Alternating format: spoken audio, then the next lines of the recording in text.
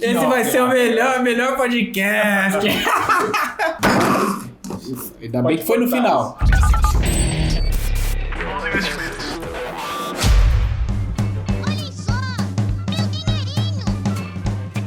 Olá, investidores e investidoras, sejam bem-vindos a mais um Retorno Cast. Meu nome é Luiz Felipe Vieira e esse episódio é um oferecimento do Retorno Prime, a principal ferramenta aí de comparação de fundos. No Retorno Prime você vai conseguir acessar janelas móveis, pesquisar fundos, melhores rendimentos, Sharp. Não deixe de acessar e nós deixamos disponível 7 dias grátis ali para você fazer os seus comparativos. E hoje, nesse episódio, eu tenho o Léo Morales. Ele já esteve aqui com a gente. Obrigado aí pela presença, Léo. Ele que já veio de uma carreira aí extensa em grandes bancos, tesouraria, gestão de patrimônio, um cara totalmente experimentado aí no mercado. Só que o principal, cara, e esse é o motivo de eu ter te chamado aqui. No momento de sangria do mercado, fundos perdendo dinheiro, fundos fechando a porta, tendo que fazer fusão, um mercado realmente difícil de captar recurso. Você, nos últimos 2 anos, saiu de 0 para 2,5 bi de patrimônio. Cara, vou querer entender um pouquinho mais, mas antes, quem não te conhece, se apresenta ali para a turma, Léo. Pô, obrigado, Filipão. A gente já estava um tempo aí querendo fazer esse podcast. Bom, eu sou Leonardo Morales, aí como o Filipão falou, estou no mercado há quase 30 anos agora, né? O brinco cabelo branco ajuda a gente, né? Brasil é sempre aquele aluno nota 5,5, 6, mas que eu brinco que gera muita oportunidade, né? Em vários momentos. Então, eu comecei ali em 96, no antigo Banco Cidade, eu já passei uma crise ali em 98, né? Eu brinco que o pessoal reclama do Roberto Campos, da turma do Banco Central, mas a gente teve ali um Banco Central que subiu a taxa de juros de 24 para 48. Muita gente nunca viu isso, né, em uma reunião extraordinária. Era outro momento de Brasil, mas foram 6 anos de Banco Cidade. Depois disso eu fui para a tesouraria do Unibanco, tesouraria proprietária, rodei as mesas lá. Passei pela crise de 2008 também, quando teve a fusão dos bancos ali, né? Então, o Itaú junto com o Unibanco. Eu fui para o Itaú BBA também na mesa proprietária. Então, assim, foi entre o Unibanco e o Itaú BBA foram quase 11 anos de tesouraria proprietária. Depois disso eu cheguei a montar uma asset, que é até um fundo que está no nosso FOF, a gente vai falar um pouquinho do FOF depois, que é SFA. Fiquei lá até 2015, quando eu recebi uma proposta do Santander, também fiz parte lá da equipe de multimercados, e mais recentemente estava cheguei a também passar pela Macro, uma passagem rápida num fundo que abriu e aí acabou que veio no meio da pandemia. Eu também tive uma outra possibilidade para ir para o ASA, né, que é o Family Office ali do Alberto Safra. Fiquei ali também um ano quando surgiu essa oportunidade, né, de vir aqui criar, tocar a SVN Gestão. Então, acho que da sua pergunta inicial, tem muito dessa parceria com a SVN Investimentos, né? Então, um fit cultural ali, uma empatia muito grande pelo Felipe, pelo Caio, pela Virgínia, né, que me trouxeram. Eu trouxe também uma equipe para tocar a SVN Gestão, que a gente começou com 4 pessoas, hoje somos 8 pessoas, né? E apostar realmente numa coisa diferente, né? Então, a gente via que existia uma lacuna ali para atender grandes clientes dentro do escritório, e aí a gente veio com essa proposta dentro da SVN Gestão, né? Eu brinco que o principal motivo, né, de eu ter aceitado esse desafio era olhar realmente o crescimento espetacular que tem os escritórios, né? Então a SVN, para você ter uma ideia, quando eu vim tinha 10 bi, hoje tem 22 bi sob custódia. Né? Foi eleito o melhor escritório da XP do ano passado, então um dos maiores escritórios da XP. Então para mim foi assim, uma honra realmente vir tocar esse projeto, e a gente tem conseguido aí com uma ampla gama de produtos, entre carteiras administradas, FOFs, fundo de renda fixa, fundos exclusivos. A gente tem conseguido aí ter uma captação em cima também de um resultado, né, um retorno para os nossos clientes muito importante. Eu brinco que assim, o melhor feedback que a gente tem tido, né, a gente até vai falar um pouquinho mais sobre carteira administrada, sobre os fundos, são clientes que começaram com a gente com 3, 4, 5 milhões e hoje tem 20, 25, 30 milhões. Então acho que é sinal que a gente está conseguindo entregar um bom resultado, né? Isso é muito bacana. Cara, mas é legal que você, né, nesse breve relato, você trouxe um pouquinho do que fundamenta a SVN Gestão hoje, com um portfólio mais amplo, atendendo uma categoria mais extensa, diversificando dentro da própria gestão linhas de atuação, né? E uma das coisas muito demandadas aqui na Mais Retorno, que as pessoas têm muitas dúvidas, é uma das frentes que vocês atuam com muito cuidado, muita seriedade, que é a escolha de fundos, escolha de portfólios. E uma das estratégias que você tem, que você está à frente ali, Léo, é o FOF, que mais ou menos 70% é uma escolha de fundos, 30% você faz uma gestão ali direta nos papéis, direta nos ativos, né? Mas é interessante porque não é simples você montar uma estratégia de fundos, não é simples você trazer esse qualitativo junto com o quantitativo, que é fundamental também. Perfeito. E, cara, eu queria entender um pouco mais como vocês fazem essa mágica de acompanhar tudo isso, fazer a gestão, em que momento entra no fundo, em que momento sai, como que vocês fazem isso? Perfeito. Assim, como você falou, passa muito pelo quantitativo, né? Então, você vê que a gente tem que olhar as ferramentas, como você até estava falando das ferramentas ali na Mais Retorno, quando a gente quando a gente olha muito um fundo, né, o que a pessoa física acaba se perdendo às vezes, é olhar muito o retorno passado, né, e pior ainda, olhar o retorno passado de curto prazo. Né, isso pra gente não diz muita coisa, né, a gente montou um processo bem quantitativo, né, que a gente analisa, assim, são vários nomes, Jensen, Trainer, Bugliani, os drawdowns, várias janelas, mas basicamente olhar muito pro retorno que aquele fundo deu referente ao risco que ele correu, né? Então a gente tem muitas histórias aí de fundos que deram 30%, 40%. Se o fundo chega a dar um retorno explosivo muito bom, é porque invariavelmente ele correu o risco de ele se expôs, né? perder. Ele se expôs de uma maneira, e não tem nada de errado com isso, mas você tem que saber classificar que aquele fundo tem muito risco e pode perder também. Porque assim, eu costumo brincar, eu falo no mercado, não tem segredo, assim, não tem mágica, não tem almoço grátis.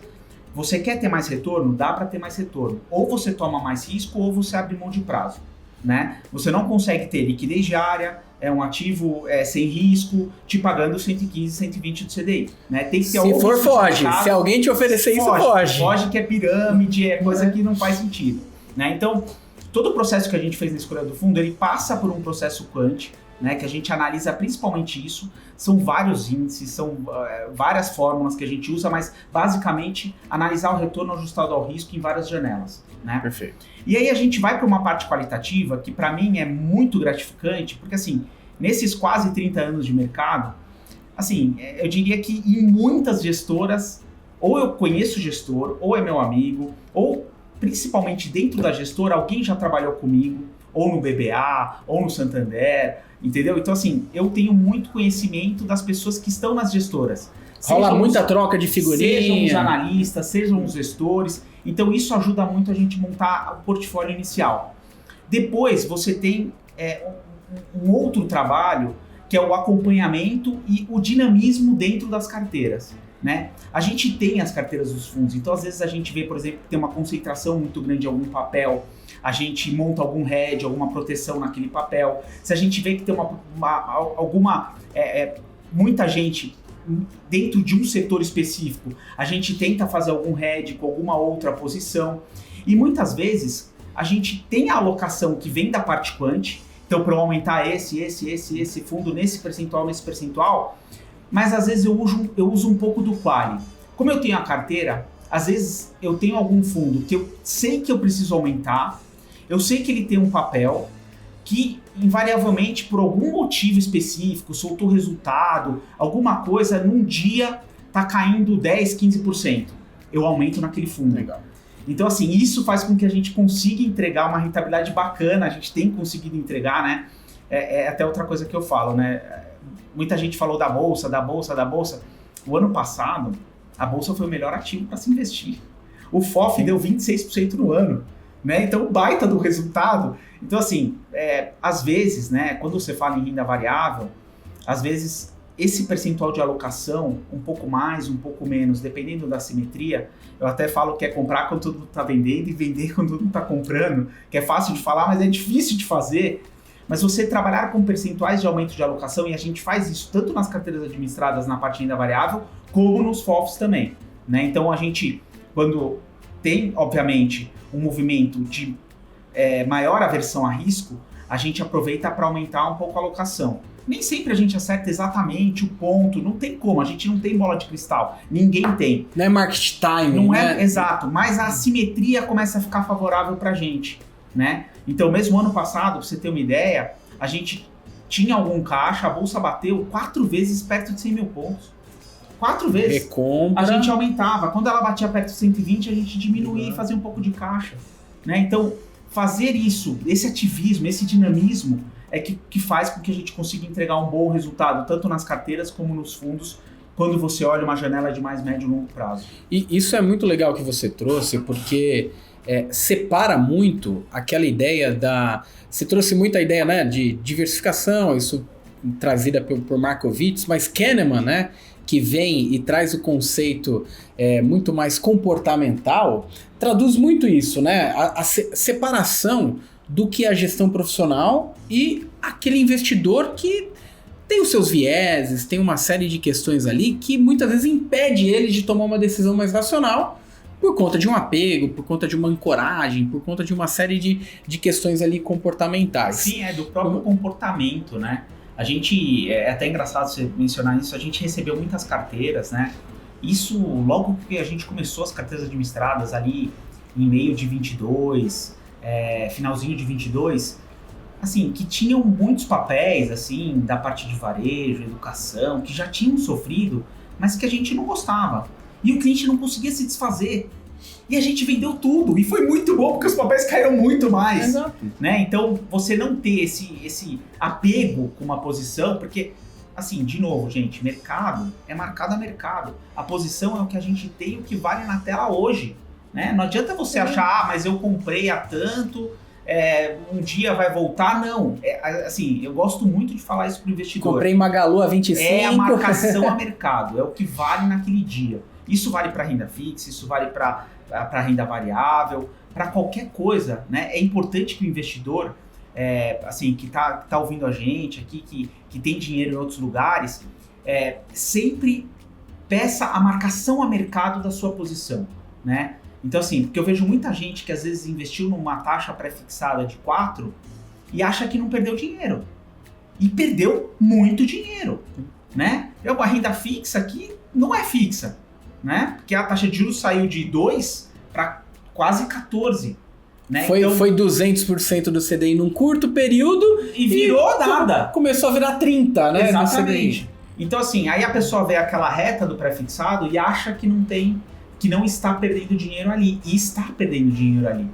Então, assim, isso obviamente passa por uma educação financeira. Eu já escrevi alguns artigos, que eu brigo com isso, né? Eu acho que deveria ter educação financeira antes do primário, assim. Você pode fazer jogos, brincadeiras com as crianças que estão antes de aprender a ler, né? A saber conceitos básicos. Para entender a precificação de orçamento, de orçamento, do dinheiro no tempo. Sim. Né? Que é uma ideia que muita gente até hoje não tem isso na cabeça, né? Eu vejo muita gente às vezes falar de investimento no exterior e eu acho que tá certo. É legal ter uma diversificação. Hoje você tem nos Estados Unidos muitas maneiras muito simples de alocar dinheiro no exterior, mas às vezes a pessoa fala assim, se eu tivesse comprado o dólar ali a 2, teria ganhado dinheiro? Não sei. O 2 corrigido por CDI hoje é quanto? Dependendo da janela, ele seria 7. Então era melhor você ter deixado seu dinheiro no CDI do que ter comprado o dólar. Né? Agora, se você comprou dólar, mandou dinheiro e investiu, tem uma taxa de um S&P que performou super bem. Então, por isso que eu brinco que não é só comprar dólar, é investir em dólar também. Né? Então, quando a gente faz carteira administrada, que a gente faz também carteira administrada offshore, e hoje, inclusive, a gente passa por um momento que existem oportunidades de você comprar títulos sem risco, basicamente. O governo americano, tudo tem risco, né? Eu sou um cara mais old school, mas enfim. É um título do governo americano que te paga 4,5, 5 em dólar. Que é o que precifica o mundo, né? É realmente um rendimento que não se via assim, há mais de 40 anos, né? Dado o advento da pandemia, da inflação, enfim, a gente pode falar um pouquinho depois de mercado. Mas acho que é importante ter esses conceitos em mente para você fazer escolhas melhores de investimento. Eu quero entrar nesse tema de carteira administrada, que eu acho que é fundamental e talvez eu diria que é até um divisor de águas, mas antes disso, eu gosto muito da carta de gestão que você monta com o time.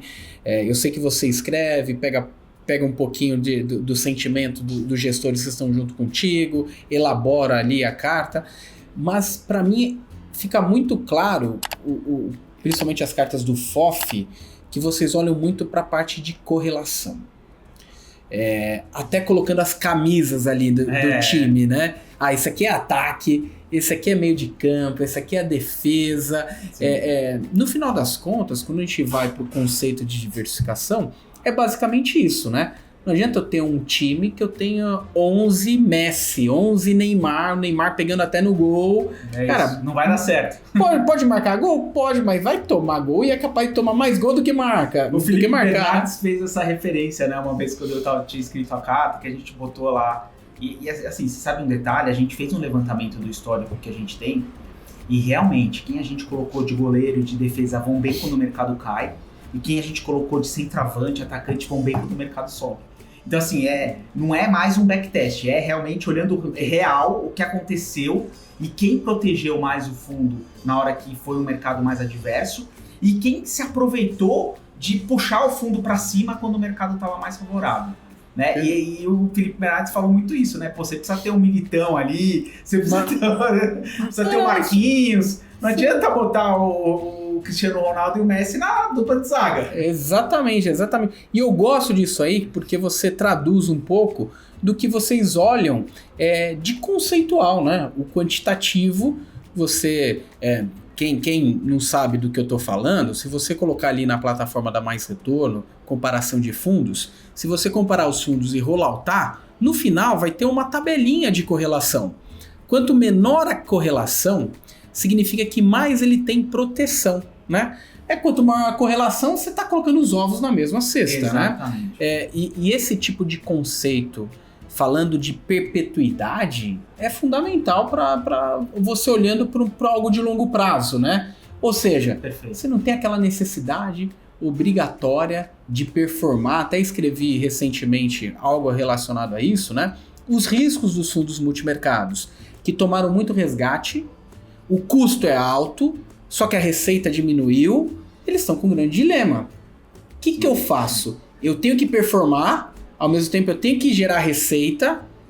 Então, o risco de você tomar um risco desnecessário simplesmente por conta da pressão do momento acaba sendo grande.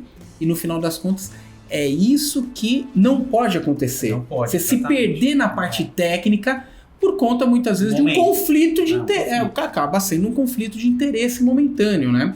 Esse ponto que você falou é a segunda etapa do FOF, né? Como que a gente escolhe os percentuais que a gente vai ter de alocação? É exatamente isso que você falou. É a parte da correlação. Então, depois que a gente escolheu os fundos, a gente roda simulações gerando mais de 50 mil carteiras entre os fundos para escolher exatamente os percentuais que a gente precisa para cada fundo para que seja, lá na fronteira eficiente, Sim. o melhor retorno ajustado ao risco.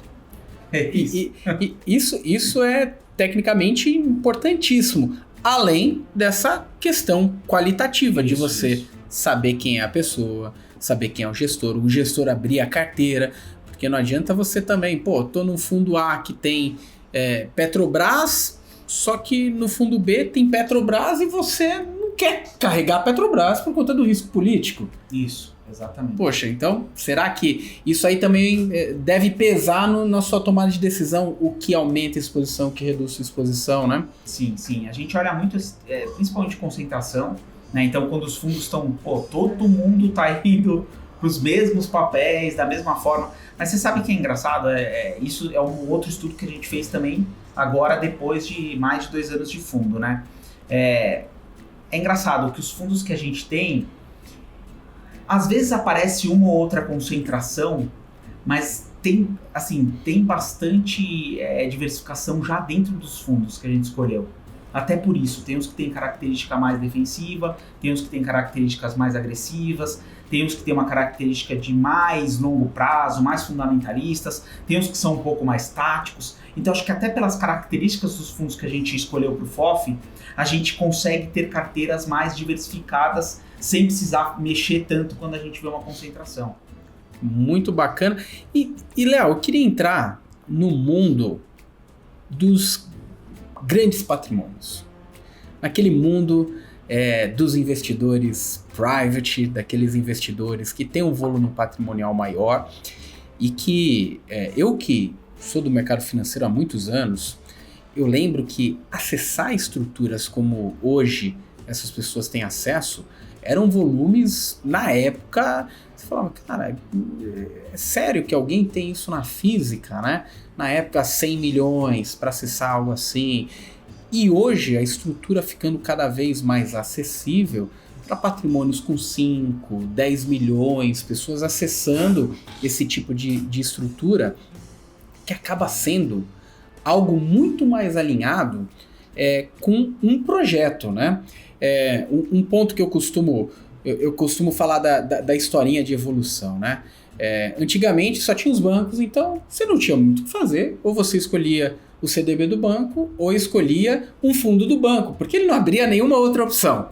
Então você tinha que fazer aquilo e bater a meta da pessoa ali, porque ela era pressionada ali na agência para vender os produtos, etc. Aí o mercado começa a abrir, os privates começam a se formar, e com isso, no meio do caminho, vem uma XP, vem um BTG, mudam completamente, XP principalmente, muda completamente o mercado. Democratiza, o custo que o investidor carregava no passado não se carrega mais por conta de uma concorrência, uma abertura ali de mercado, então investidores conseguindo acessar, etc. Mas lógico, ainda estamos no meio do caminho dessa evolução. E nem todo mundo vai ter patrimônio suficiente para acessar algo melhor do que essa solução que foi encontrada. Só que, muitas vezes, o investidor que tem um patrimônio maior acaba sentindo falta de uma solução que contemple, né, o seu propósito, o seu projeto, dado que ele consegue acessar coisas diferentes ali no mercado, né? Nosso mercado, apesar de estar se democratizando cada vez mais, ele acessa ativos diferentes, principalmente quando a gente olha o guarda-chuva institucional, uma asset, por exemplo. Então, muitas vezes ele quer sair daquela escolha de portfólio chamada Frankenstein, né? Que ele pega um pouquinho do que o assessor manda de influência para ele pega um pouquinho do que o vizinho falou para ele pega um pouquinho do que o youtuber falou ali e ele gosta de acompanhar. Quando vai ver, a pessoa ela trabalha, acaba tomando algumas decisões rasas, o portfólio não se conversa e no final das contas acaba não performando, o negócio vai carregando um monte de cascalho ali no portfólio e vira aquele portfólio Frankenstein. A carteira administrada ela vem para solucionar um vácuo. Sim. Que tem nesse estilo de atendimento que já está melhor do que o passado, mas existe um vácuo de tomada de decisão, existe um vácuo comportamental de tomada de decisão, de confiança nas alocações, até porque hoje a formatação de remuneração, não estou falando nem que é certo ou errado, mas a formatação de remuneração por produto, muitas vezes acaba trazendo a dúvida sobre esse conflito de interesse. Será que é o produto certo ou é o produto que está gerando mais retorno, etc. E a carteira administrada vem como uma solução muito interessante e essa é uma das frentes principais de atuação aí da Asset, né? Sem dúvida. Queria que você falasse um pouquinho dessa experiência, do que você tem visto, como que é feito esse processo e a sua mão de tesouraria que coloca produtos ali, muitas vezes, que são inacessíveis. Até pelo volume também, né? Isso, queria que você falasse um pouquinho disso. A XP veio, sem dúvida, para democratizar realmente os investimentos. Sensacional o que aconteceu pós-XP. E eu acho que a carteira administrada ela é uma segunda etapa, né? Eu brinco que eu acho que, assim, principalmente para o cliente private, né? A gente, às vezes, tem algumas letras financeiras que o mínimo é 500 mil, 1 milhão. Imagina, eu não consigo fazer uma carteira administrada de 1 milhão e colocar 50% do risco em um ativo, mesmo que seja um grande banco. A forma, assim, a carteira administrada é acessar o mercado, é dar acesso ao mercado institucional para esse cliente private de 5, 10, 15, 20 milhões, que é o que a gente se propõe a fazer. E a coisa mais importante, obviamente, você vai ter um gestor profissional, né, que vai fazer uma gestão discricionária, escolher os ativos ali dentro da sua carteira. E uma coisa importante que tem da carteira administrada, que eu falo, que eu bato muito nessa tecla, assim, além de um gestor de investimento, antes de tudo, eu e minha equipe, né, hoje a gente tem mais outros 3 gestores, analista, risco e compliance, TI, a equipe mais que dobrou, né, desde o começo da SVN Gestão. Cara, a gente é gestor de risco, né? Então, por isso que eu falo que é tão importante a gente definir o perfil de risco daquele cliente na largada, né? Porque, como eu te falei, você quer ter mais retorno, tem que tomar mais risco. Então, assim, dentro do perfil de risco adequado daquele cliente, porque se você definir um perfil de risco ruim, na hora que você quiser comprar mais, aquele cliente vai te ligar e vai falar, eu quero vender. E você quer comprar mais, né? Porque você está trabalhando com aqueles percentuais e o percentual dele não está devidamente correto para o perfil dele.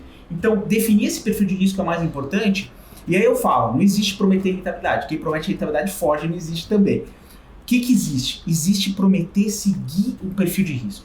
Então, isso que a gente se propõe a fazer na carteira administrada. Cara, se o perfil de risco é conservador, a gente vai correr com perfil de risco conservador. Com renda variável, sem renda variável, com renda variável papéis.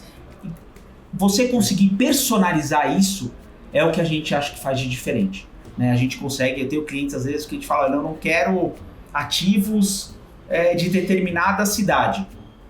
A gente não põe ativos daquela cidade, seja renda variável, seja renda fixa, nada. Dá para ir nesse nível de detalhe. Dá para ir nesse nível de detalhe porque a gente montou um sistema em que a gente preenche tudo isso e a gente consegue bloquear algumas coisas que a gente faz. E aí, quando você fala de carteira administrada, que a gente faz... Tem um outro benefício sensacional, que quando a gente tem uma oferta pública, por exemplo, que tem um fee de distribuição, esse fee de distribuição, dado que eu já cobro do cliente para fazer a gestão, ele é um cashback, eu devolvo para ele, né?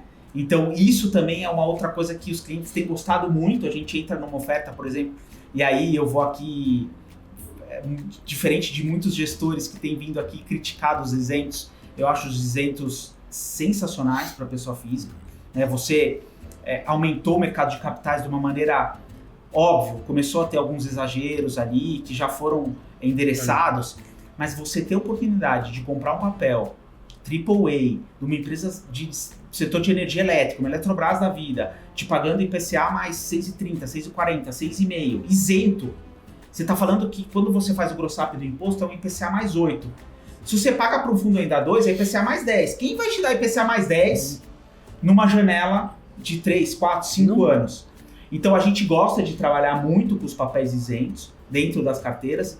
De novo, olhando muito para o crédito, isso tem que tomar cuidado, né? Se é um crédito bacana, porque você pode ter coisas que vão te pagar IPCA mais 10, mais 15, mais 20, mas é outro risco.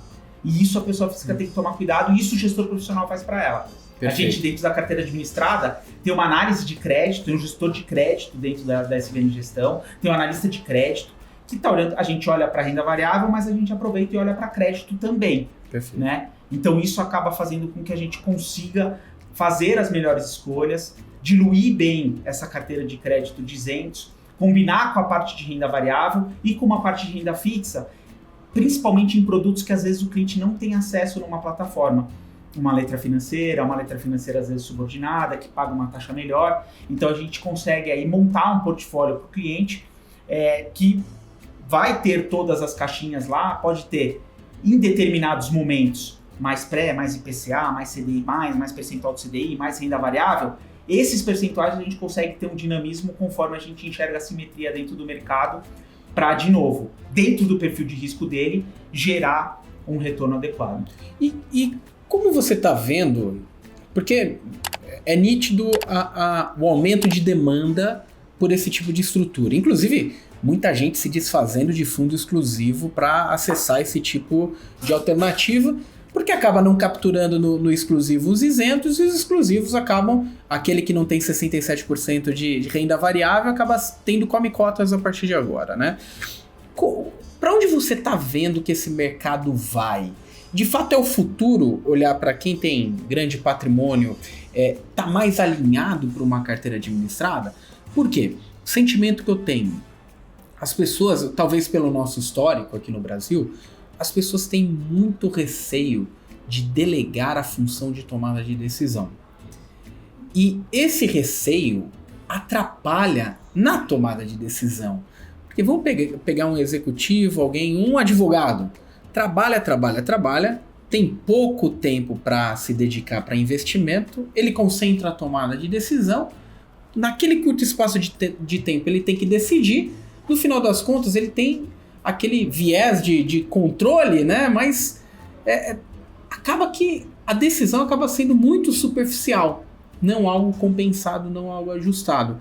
Para onde você acha que está indo esse mercado? O que a gente fala muito, né?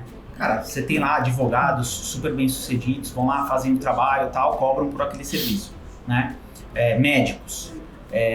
Cara, o que a pessoa física, que geralmente o cliente da carteira administrada que vem é um cara bem-sucedido, é um cara que já acumulou patrimônio, ou vendeu uma empresa, são recursos grandes. Tem que pensar que quem está do lado de cá faz isso há muitos anos, né? Ama fazer isso, acorda de madrugada para ver CPI. Então, assim, de novo, gestão também é muito confiança, né? Por isso que eu brinco que às vezes algumas carteiras administradas começam com 3, 4, 5 milhões e vão para 20, 30 milhões. Porque demanda um tempo também pro cliente se sentir confortável em mandar todo o patrimônio, aumentar o patrimônio, em ver como funciona, testar a carteira administrada. Mas o que a gente tem visto de uma maneira geral é que muitos fundos exclusivos, principalmente os fundos de volumes mais baixos, perto de 10, 15 milhões, foram desfeitos, até porque não tinha mais o benefício do diferimento fiscal, e viraram carteiras administradas, né? Inclusive muitos até com a gente mesmo, né? E na carteira administrada, a alocação dos ativos diretos ela é preponderante. Às vezes tem também fundos, tem clientes que às vezes querem um fundo ou outro, mas eu acho que assim, delegar a gestão para um gestor profissional que faz isso 12 horas por dia, todos os dias, final de semana, tá lendo, tá olhando, é o que eu e minha equipe, é o que a gente, assim, é o que eu gosto de fazer, né? É o que, enfim, eu faço já há muitos anos. Então, a gente tem tido, assim, uma escolha, né?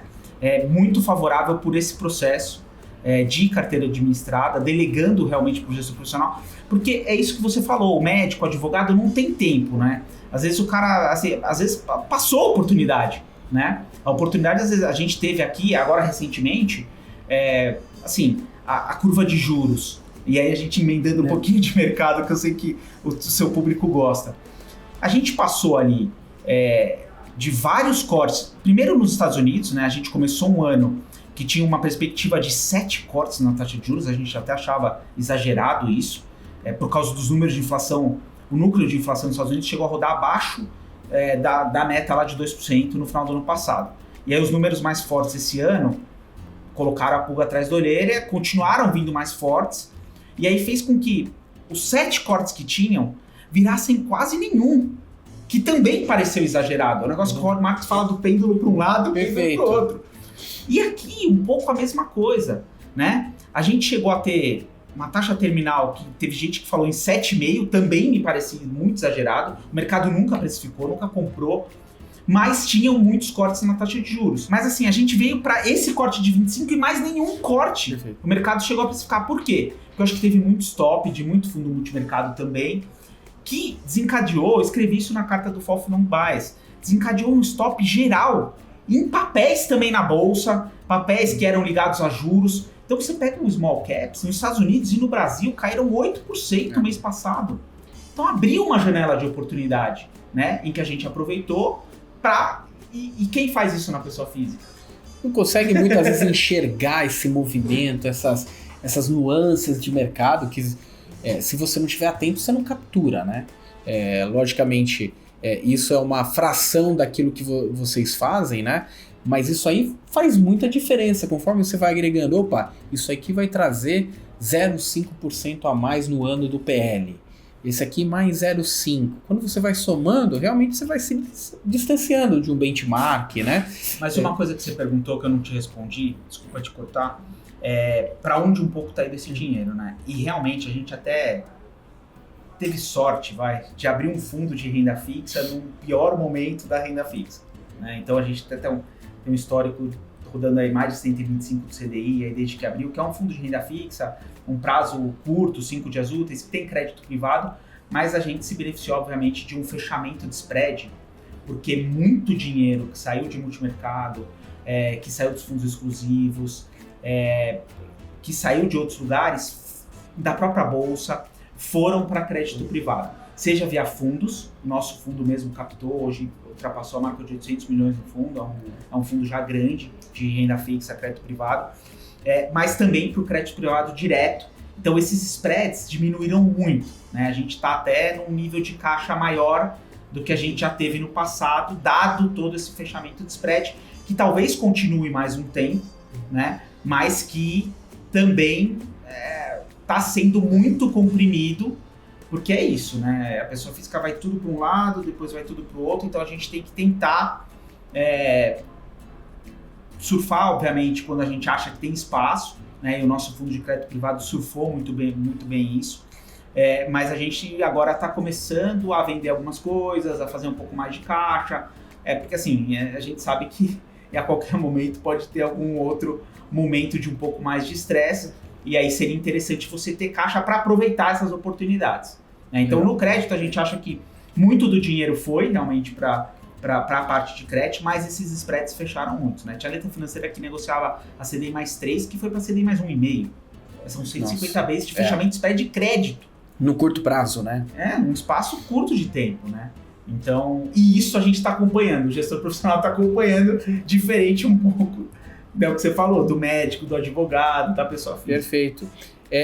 A gente abordou o tema carteira administrada, só que, falha minha, eu acabei não explicando na prática o que é a carteira administrada, porque o cara tá lá, ele tem acesso à conta dele, ou no banco, corretora, na XP ali, e fala, tá, mas o que mudaria na minha vida se eu fosse para uma carteira administrada? Eu vejo a mesma coisa, tenho que transferir dinheiro para algum lugar, eu mantenho os meus ativos na carteira, transfiro para você, para a tua gestão, e você começa a tomar a decisão. Como é que é feito esse processo? Então, eu brinco que assim, é como se fosse um fundo exclusivo do cliente, né? Obviamente que não tem o diferimento fiscal, mas é como se fosse, assim, ele vai continuar, ele assina como se fosse um termo de adesão. Então, para eu, como gestor profissional da carteira, mexer na carteira dele, né? A gente não consegue, obviamente, fazer resgate, tudo dele, isso. A gente consegue movimentar a carteira dele dentro dos investimentos. Então, às vezes, se ele tem algum outro investimento, dá para fazer a portabilidade. A gente espera um melhor momento para sair também daquele ativo. A gente faz esse tipo de análise da carteira, como está do cliente, como é o perfil de risco dele, como deveria estar.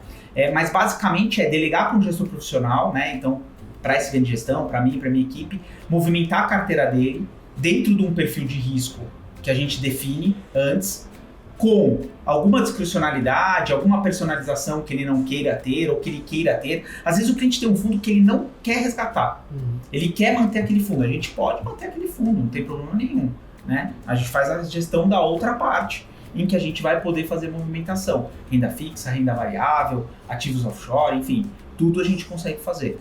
Então, basicamente é isso, é delegar para um gestor profissional, pagando uma taxa de gestão, né, que é muito menor do que os fundos que geralmente cobram, que pode ter performance ou não, né, pode ser só uma taxa fixa, pode ser uma taxa fixa menor e ter uma performance, e aí ele não precisa mais aprovar uma operação, comprar, você fala para ele, olha, eu tenho aqui a oferta, você precisa aprovar. Não, a gente vai entrar na oferta conforme o perfil de risco dele, que a gente tem que seguir o mandato, para montar o melhor portfólio, seja nas entradas, seja nas saídas. A gente vai buscar, obviamente, sempre a melhor taxa, mesmo no mercado secundário, né? Porque a gente não ganha em cima do produto, né? A gente ganha de uma taxa de gestão. Então eu brinco que é um relacionamento de longo prazo, né? você tem interesse que aquele volume exatamente, aumente, né? Quanto mais tempo ele fique comigo, quanto mais dinheiro ele mande, obviamente mais eu vou ganhar. Então eu quero que o cliente tenha uma rentabilidade boa. Porque ele só vai ficar comigo, só vai mandar mais dinheiro se ele tiver uma rentabilidade boa.